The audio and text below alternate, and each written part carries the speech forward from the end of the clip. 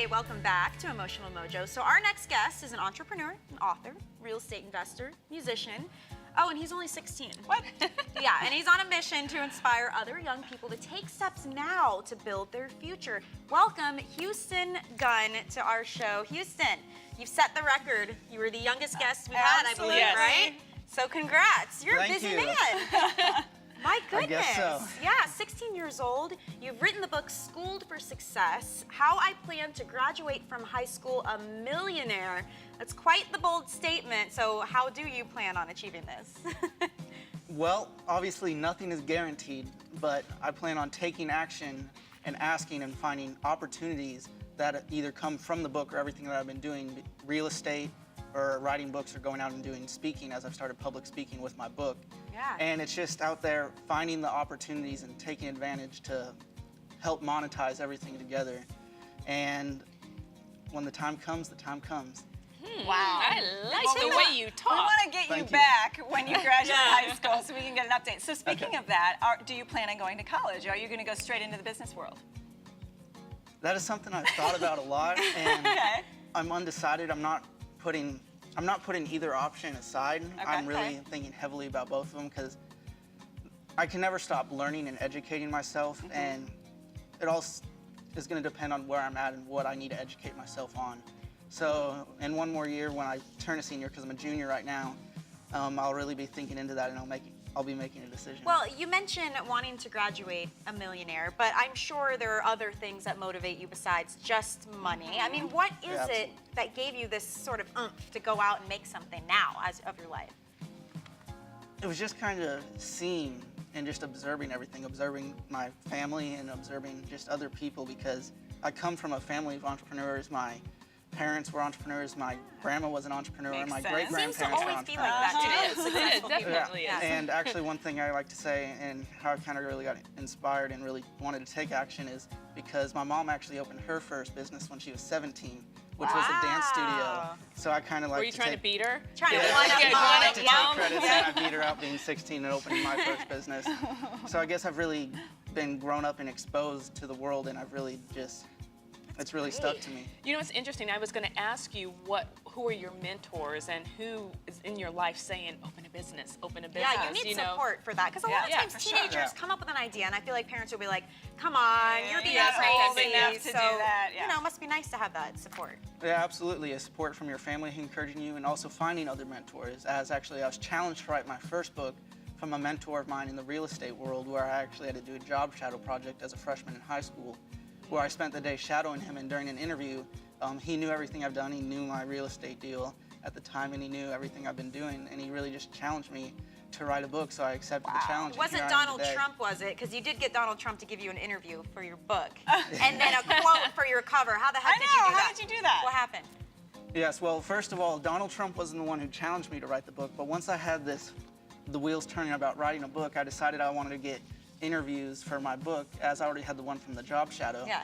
So I decided I wanted to send out a bunch of letters, emails, however I can get in contact to very successful, well-known entrepreneurs to get interviews for my book. And actually, Donald Trump was the first and only response. Really? That really ties into one of my messages in my book, as I talk about always asking for what you want. Yeah, you never know if you don't Yeah. ask, right?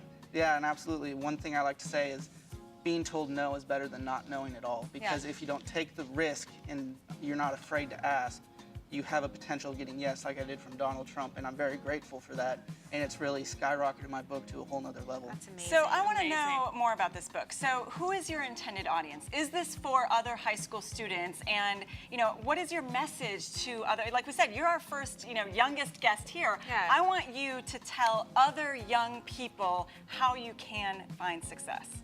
Well, the book has really two different audiences. It has my age and even just young people, whether they're in their 20s, and then also the parents, because the whole message of the book is to inspire, educate, and excite entrepreneurship in youth and future generations. Love it. Right. And although entrepreneurship may not be for everyone, everyone should have the opportunity to experience being an entrepreneur. And I really aim to inspire both sides, the parents and adults and the people my age. By inspiring the adults, I plan on saying, look, I'm 16 and I've done a real estate deal. You don't have to be a certain age in order Yeah. to go out and do big things. Yeah. But then with my generation, it's kind of reversed. I plan on inspiring people by saying, hey, look, somebody my age did these huge things, why can't I go out and do maybe smaller things just to create success Maybe in my put life? the cell phone down Okay. for like 20 minutes to set a goal and That's make asking a something lot. of yourself. Yeah. All right, so Absolutely. where do you see yourself in 5 years? I gotta know. What do you want to be doing?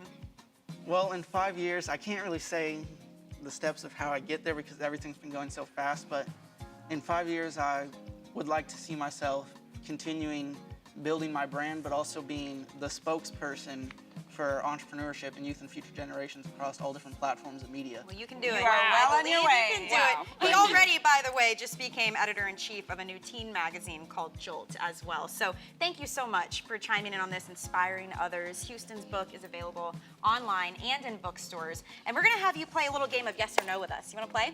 It's really fun. Absolutely. Okay, so we're going to read a story and just give a simple yes, no. Okay. There's a popular radio station in Canada under fire, pun intended, for reducing $5,000 in cash to a pile of ashes on Friday as part of a publicity stunt. So take a look at this video.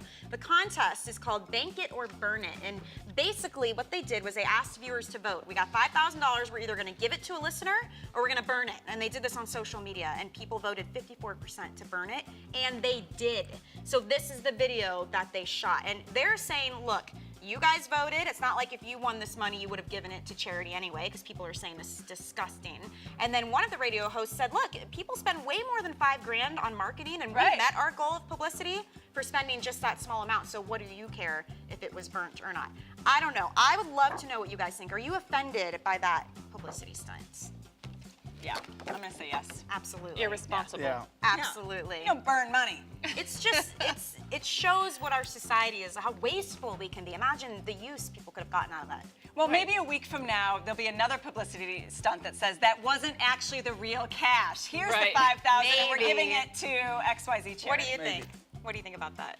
I think the money could have been put to better use, whether Yeah. it was given to somebody or not. It could have been put to better use. And why do they feel like they had to do it just because people voted? know. I don't know. Well, And what about the people voting? I know. Shame on the people voting that they would burn it. All right, check this Yeah. out. I know we live in a technological age, but should it take over the classrooms completely? It will in Orange County schools in Florida. They're going digital by 2015, using computers, tablets, or e-readers for lessons. Supporters say, hey, kids are already using these things. It'll let teachers be more interactive with them, and it works kind of like iTunes. You know, when you can buy just a couple songs versus the whole album, they're saying teachers can buy just the lessons they need instead of spending money on an entire packet, that kind of thing. So I don't know how I feel, but I want to know, what do you guys think? Are you okay with, do you think schools should go all digital? Do you think that's a good idea?